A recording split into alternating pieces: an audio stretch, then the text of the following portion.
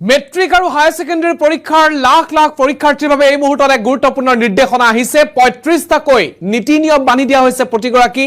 পৰীক্ষাৰ্থীলৈ পৰীক্ষাৰ্থীৰ লগতে যিসকল নিৰীক্ষক থাকিব পৰীক্ষা কেন্দ্ৰৰ যিসকল তত্ত্বাৱধায়ক থাকিব সেই সকলে মানিব লাগিব এই নিয়ম আৰু ৰাজ্যত বিগত সময়ৰ যিসমূহ পৰীক্ষা অনুষ্ঠিত হৈছিল তাত নকলৰ প্ৰয়োভৰ হৈছিল প্ৰশ্নকাকত ফাদি লৈছিল এই সকলো ঘটনা ৰোধ কৰিবৰ বাবে ৰাজ্যৰ শিক্ষা বিভাগে আৰু অসম ৰাজ্যিক বিদ্যালয় শিক্ষা পৰিষদৰ তৰফৰ পৰা লোৱা হৈছে কেইবাটাও সিদ্ধান্ত সবিশেষ matric higher secondary lakh lakh পৰীক্ষাৰ্থীলৈ এই মুহূৰ্তত ডাঙৰ খবৰ সমাগত মেট্ৰিক আৰু হায়াৰ ছেকেণ্ডাৰী পৰীক্ষা আৰু তাৰ মাজতে মেট্ৰিক আৰু হায়াৰ ছেকেণ্ডাৰী পৰীক্ষাৰ্থীক লৈ কঠোৰ হৈ পৰিছে ৰাজ্যৰ শিক্ষা বিভাগ তন্ন তন্ন তালাচি চলোৱা হ'ব প্ৰতিগৰাকী পৰীক্ষাৰ্থীক তাৰ সমান্তৰালকৈ তত্ত্বাৱধায়ক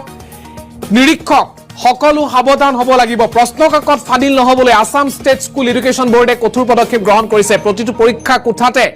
সিসিটিভি বাধ্যতামূলক পৰীক্ষাৰ প্ৰশ্নকাকত উত্তৰ বহি খোলা কোঠাত সিসিটিভিৰ নিৰীক্ষণ লাগিবই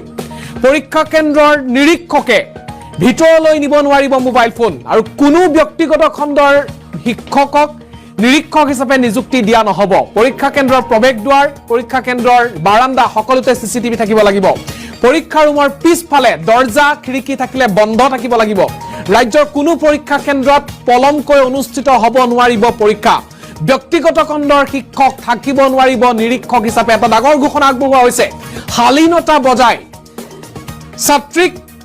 চেক কৰিব পাৰিব পৰীক্ষা কেন্দ্ৰৰ প্ৰৱেশ দ্বাৰত কেন্দ্ৰৰ তত্ত্বাৱধায়কৰ হাতত নিৰীক্ষক বিষয়া কৰ্মচাৰীয়ে জমা দিব লাগিব মোবাইল ফোন মেট্ৰিকৰ প্ৰশ্নকাকতৰ যি ছপা প্ৰক্ৰিয়া তাতো পৰিৱৰ্তন হ'ব ইংৰাজী অসমীয়া বড়ো হিন্দী ভাষাত ছপা হ'ব প্ৰশ্নকাকত কেইবাটাও ডাঙৰ আপডেট আহিছে এই মুহূৰ্তত আমি জনাবলৈ চেষ্টা কৰিছো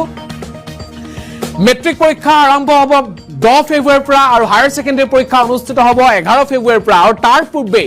ৰাজ্যৰ শিক্ষা বিভাগে কিছু মুহূৰ্তৰ পূৰ্বে ৩৫টাকৈ নীতি নিয়ম সম্বলিত বিশেষ এছঅপি প্ৰকাশ কৰিছে এই এছঅপি অনুসৰি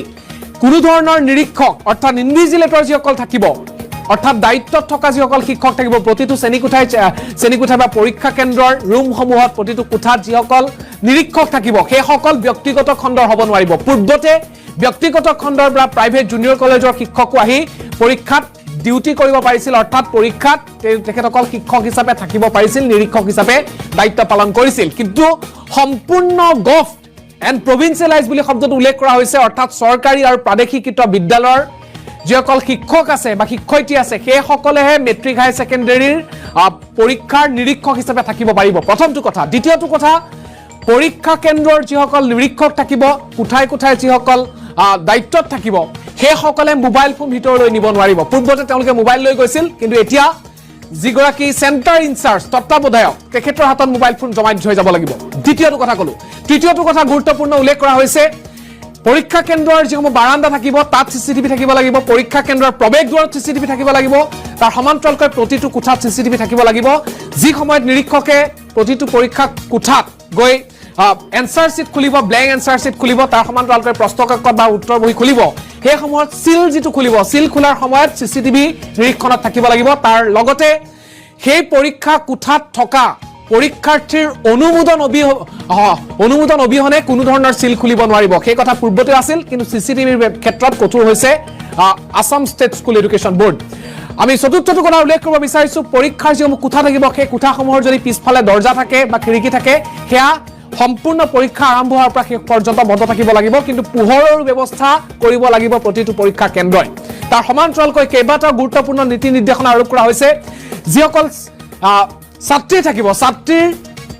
যি চেকিং হয় পৰীক্ষাৰ যি প্ৰৱেশ দ্বাৰ থাকে সেই পৰীক্ষা দ্বাৰত চেকিং হয় বিগত বৰ্ষত এই চেকিঙক লৈ এক প্ৰকাৰ বিতৰ্ক হৈছিল কিন্তু শালীনতা বজাই পবিত্ৰতা বজাইহে কোনো এগৰাকী প্ৰৱেশ দ্বাৰত থকা নিৰাপত্তা ৰক্ষী হওক বা নিৰাপত্তা ব্যৱস্থাত যিসকল থাকিব যিসকলে চেক কৰিব এগৰাকী ছাত্ৰীক শালীনতা বজাই পবিত্ৰতা ৰক্ষা কৰিহে চেক কৰিব পাৰিব সেই ক্ষেত্ৰত কঠোৰ হৈছে কাৰণ বিগত বৰ্ষত ইয়াক লৈ বিতৰ্ক হৈছিল ইয়াৰ পিছত আমি পৰৱৰ্তী কথাটো গুৰুত্বপূৰ্ণ পুৰুষৰ বাবে সুকীয়াকৈ ইউৰিনেল অৰ্থাৎ প্ৰস্ৰাৱগাৰৰ ব্যৱস্থা কৰিব লাগিব সেই কথাও ইতিমধ্যে নীতি নিৰ্দেশনা প্ৰদান কৰা হৈছে যে কোনো পৰীক্ষা কেন্দ্ৰত পৰীক্ষা পলমকৈ অনুষ্ঠিত হ'ব নোৱাৰিব